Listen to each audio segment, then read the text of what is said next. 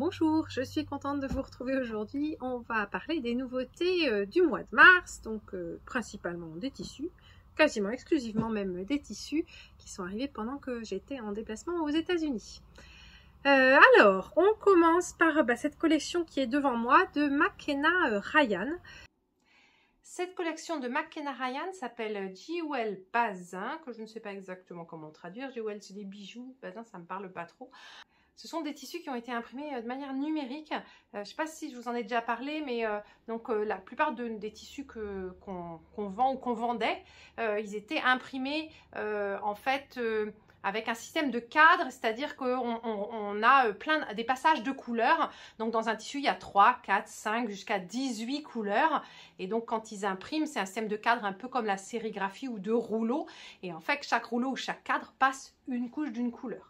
Alors qu'ici, on est sur une impression qui ressemble à une imprimante jet d'encre, hein, comme vous avez chez vous, qui fait plein de petits points. Et donc, on a un rendu qui peut être beaucoup plus fondu, un peu comme les aquarelles ou comme de la photo. Et c'est un petit peu le cas ici. Donc, cette collection. Alors, on va commencer par ces fleurs, hein, des pissenlits. Style pissenlit, voilà, qui sont sur la longueur, comme ça. En bleu beige. En rose orange et puis en vert bleu, voilà. Ensuite on a ici un motif floral assez fondu avec des très beaux mélanges de couleurs. Ici on a plutôt quelque chose qui ressemble à des bulles qui font un effet de rayures irrégulières, donc des bulles vert bleu. Et puis celui-là qui peut faire un effet nuage, un peu travaillé, même si on regarde, on a l'impression que c'est un peu de la pierre, des nuages, on ne sait pas trop. Mais donc ça peut remplacer beaucoup de textures en bleu, mélange de bleu, camailleux de bleu et blanc. Et puis on a ici le tissu aurore boréale, voilà, qui représente vraiment une belle aurore boréale. Donc ça peut faire soit un fond, soit bien sûr l'utiliser pour prendre des petites pièces en fait de patch, hein, et du coup avoir une harmonie en fait de couleurs assez fondue et assortie, et qui peut rendre très bien. On peut avoir l'impression que vous avez acheté plein de tissus différents alors que vous aviez toutes vos couleurs dans un seul. Donc ça c'est l'aurore boréale. Et alors le clou, on va dire, ou en tout cas les tissus, hop, je vais dégager un petit peu, les tissus les plus originaux peut-être, en tout cas qui sont très tendance, ce sont ceux-ci. Pourquoi? Parce qu'en fait ils représentent un paysage sur toute la hauteur du tissu. Alors hop, je vais dérouler, puis je vais mettre mon rouleau dans l'autre sens et je vais vous montrer. Voilà, donc le paysage dans ce sens là, avec ici des feuilles, des arbres, on va dire une montagne, et puis un ciel ici dans les gris bleus. Donc c'est vraiment des panneaux qui peuvent, un petit peu comme l'aurore boréale, hein, ils peuvent vous servir de fond pour faire quelque chose de paysage, et puis après appliquer par exemple des éléments dessus, ou broder ou quilter. Mais vous pouvez aussi très bien l'utiliser en petits morceaux, et puis vraiment avoir une très belle harmonie fondue de couleurs pour faire des formes plus géométriques, des blocs très classiques, du vol d'oie ou des étoiles, enfin voilà, et qui auront du coup un look très contemporain. Donc on a celui-ci qui est en bleu et en bleu, voilà. Vous avez le même, voilà, qui est en vert avec un ciel mauve, on va dire, voilà. Et puis on a le dernier qui est lui mauve. Alors c'est peut-être un peu moins réaliste, mais l'harmonie de couleurs est vraiment très jolie. Et voilà, le ciel est jaune orangé, un peu comme l'aube. Voilà. Et donc c'est vraiment des tissus très originaux et qui peuvent vraiment titiller, j'espère, votre créativité. Donc Jewel Bazin par McKenna Ryan. Alors ici nous avons quelques tissus de chez Laurel Burch. Laurel Burch en général elle fait des animaux. Là il y en avait mais il ne nous plaisait pas trop. Donc on a choisi finalement les motifs qui accompagnaient. Donc il y a ces très jolies fleurs. Un style un peu folk, hein, coloré. Donc il y a ces fleurs là qui sont ici en ocre, ici en bleu foncé. Et puis ici en turquoise avec des touches de rose et d'orange. Pour les accompagner, on a une fine rayure là qui est très sympa. Et puis on a aussi ces espèces de vagues. Donc ça peut se marier. On peut avoir voilà, ces 5 là qui vont ensemble. Mais le violet peut aussi aller ici, de ce côté-là finalement, avec les ocres, ça va bien. Donc voilà, vraiment des tissus qui sont assez originaux et des couleurs peut-être un peu moins vives que ce qu'on a l'habitude chez Laurel Burch, mais vraiment une palette intéressante. Donc catégorie Laurel Burch. La collection s'appelle Fiesta Horse. Ah oui, les animaux c'était des chevaux. Ils ne nous ont pas marqué, mais on a quand même choisi cela et je sais que vous aimez beaucoup Laurel Burch quand on a des sacs ou des articles avec ces tissus. En général, ils vous plaisent bien. On continue avec cette collection d'Alice & Glass qui s'appelle Sun Prince 2022. Sun Prince, Alice & Glass, ça sort tous les 2 ans ou tous les ans une collection qui s'appelle Sun Prince. Et là, en fait, on va retrouver des tissus issus de toutes ces collections précédentes. C'est une espèce de best-of. Ce qui est surtout intéressant, c'est ce dégradé et qui va si bien avec la plupart des patrons d'Alice & Glass. Hein, je vous en mets ici quelques-uns que vous retrouvez en boutique. Et c'est vrai que c'est vraiment, voilà, on retrouve presque dans tous ces patrons ce dégradé de couleurs. Et c'est ça qui en fait l'originalité. Et ces Sun Prince, et ben donc ils sont dessinés finalement pour apporter voilà, ce choix de couleurs et cet arc-en-ciel. Et ici, ce que je vous montre, eh ben, on vous a préparé en fait des lots. Donc, on a bien sûr tous les tissus à l'unité, hein, en rouleau. Et là, ce que je vous montre, ce sont c'est un lot de Fat 8. Donc, les Fat 8, c'est la moitié d'un Fat Quarter. On est donc sur une taille qui fait 27 par 45. Et du coup, ça vous fait vraiment des petits coupons, mais ça permet de travailler un patch très varié. Et on a aussi ce modèle gratuit sur le site que vous pouvez télécharger et qui est réalisable justement avec des fat tailles. Donc en prenant ce lot et un fond blanc. D'ailleurs, le fond, je crois, c'est celui-là qu'elle utilise sur le modèle que je vous montre. Voilà. Ou un autre fond, ou un faux foncé, hein, pourquoi pas. Et ben, vous pouvez, avec tous les tissus ici, réaliser donc ce modèle gratuit à télécharger sur le site. Je vous mets bien sûr le lien en bas, en dessous de la vidéo, de tous les produits que je vous aurai montrés aujourd'hui. Alors, on change complètement de style et on retrouve ici, je vous ai dit récemment que nous avions donc rentré vraiment un rayon de tissus dits classiques ou traditionnels qui sont souvent des reproductions d'anciens. Et donc ici, voici la nouvelle collection d'Edita Sitar qui s'appelle Lady Tulip. Il y a une vingtaine de pièces dans des coloris un petit peu différents de ce qu'elle fait d'habitude, en particulier avec les oranges là que vous voyez ici. Donc bien sûr des jolis écrus, un peu de bordeaux, du orange, des roses plus clairs et des roses un peu plus soutenues, des vieux roses.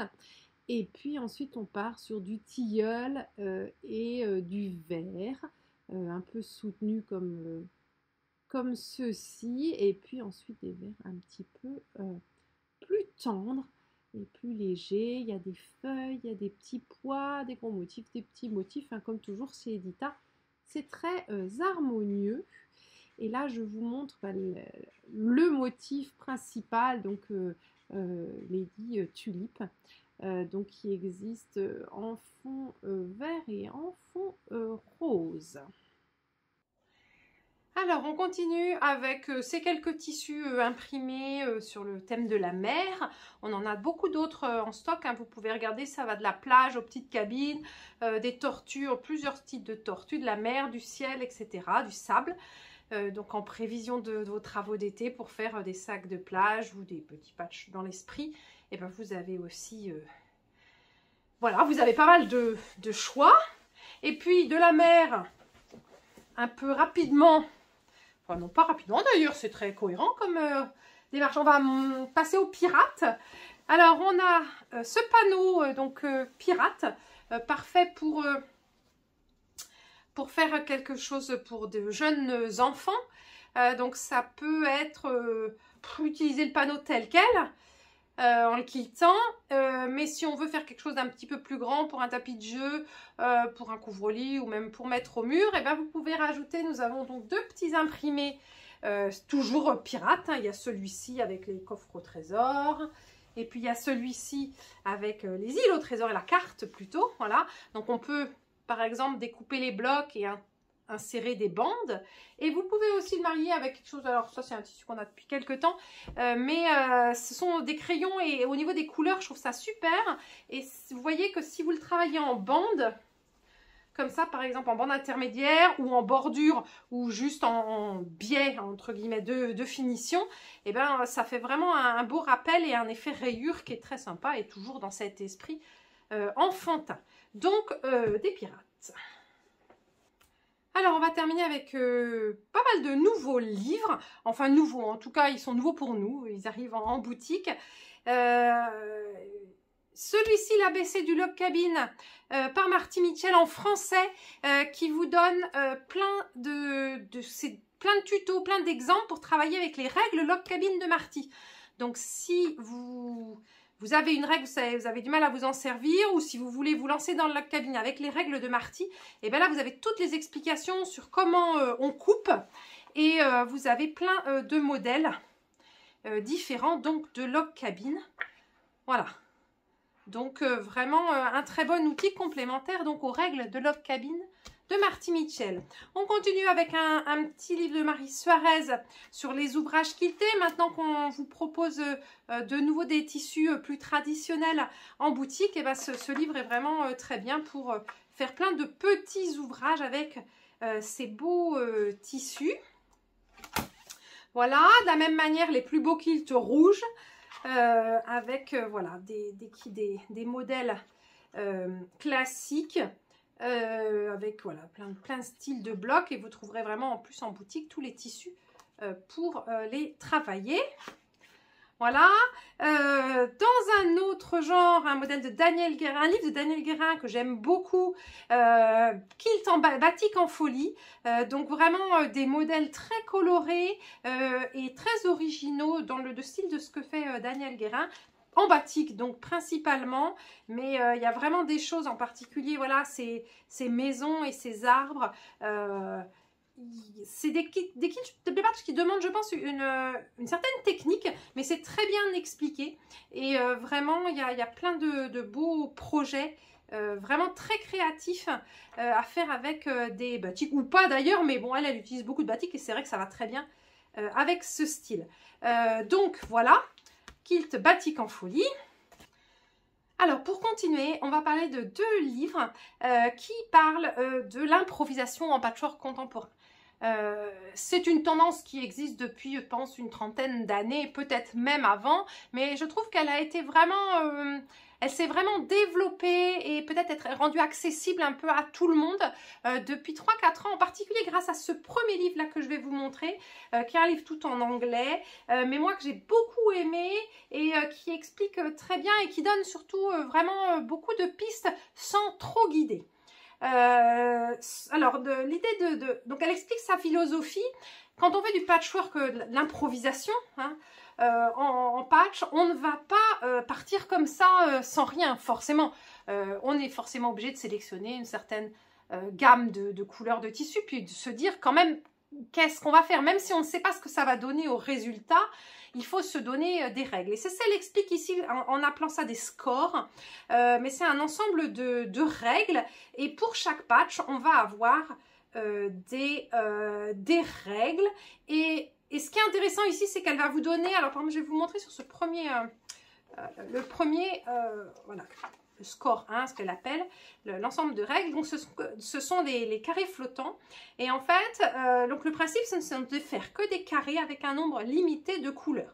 Alors là vous allez me dire il y a plein de couleurs, mais en fait si vous regardez il y a plusieurs assemblages, mais à chaque fois quand on commence une unité, eh bien on a un nombre limité de couleurs. Et ce qui est intéressant dans ce livre, c'est que donc là elle explique un petit peu la technique, pas de mesure, pas de gabarit, mais voilà, elle explique comment elle a procédé.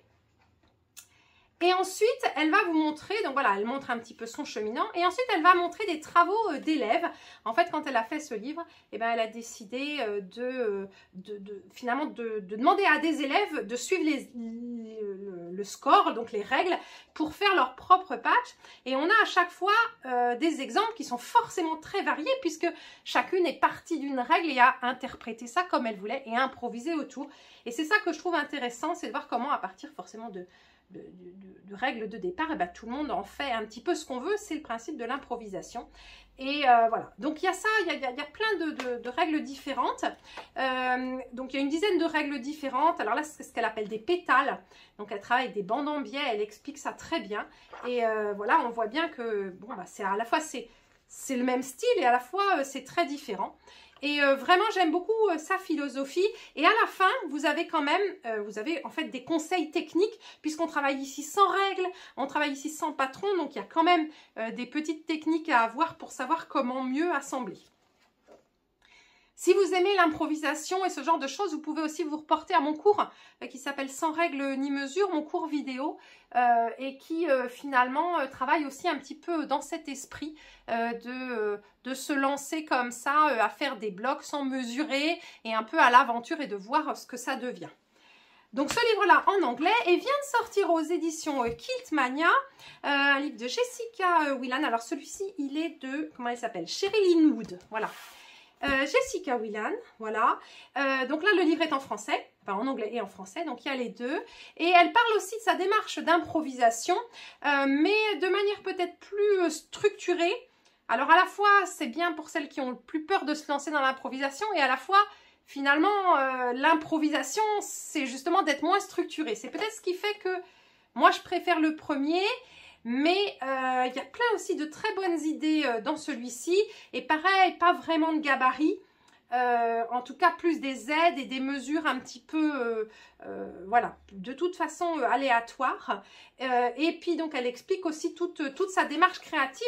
Et c'est intéressant, il y a des modèles très sympas. Elle travaille avec des matières différentes, beaucoup de tissus de récup.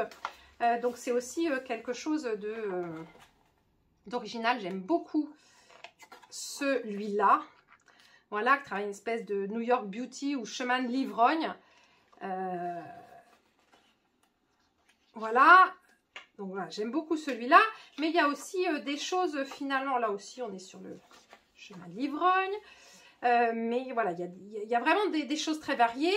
Et donc, c'est aussi une approche différente de l'improvisation, peut-être plus cadrée, en tout cas par l'esprit du livre. Mais si c'est quelque chose dans lequel vous voulez vous lancer, je vous le conseille aussi. Et pourquoi pas les deux pour avoir une approche différente. Et je rajouterai juste en dernier... c'est un livret, mais en fait c'est un patron. Beau Art, c'est quelque chose qui existe, c'est un patron qui est pas très récent, hein, mais que voilà, j'aimais beaucoup et j'ai réussi à trouver. Donc des blocs finalement assez classiques, mais un positionnement super sympa et original, assez contemporain. Donc voilà, je l'aime aussi beaucoup. Voilà, j'ai fait le tour des choses que je voulais vous montrer. Il y a aussi encore d'autres nouveautés que je ne vous ai pas montrées aujourd'hui. Il y a des batiks.